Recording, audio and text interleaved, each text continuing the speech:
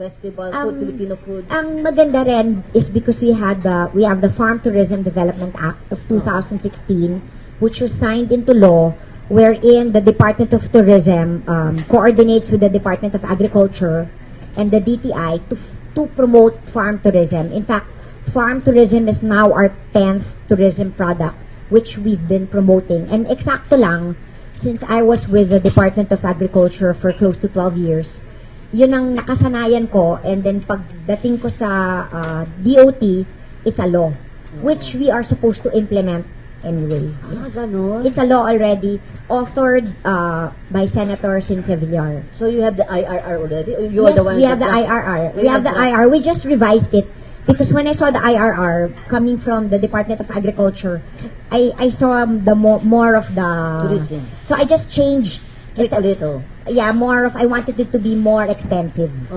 So how would afflict both tourism and agriculture in the new IRR? What specific highlight? We just made it more. I noticed kasi the previous IRR was more of, it didn't really explain in detail the roles of the DOT and the DA, and I wanted it explain. Di ba pag IRR, it's really yung the details, and then the responsibility. Yes, the responsibilities. Lalo na we are already fixing our budget for 2020, and budgeted siya dapat eh.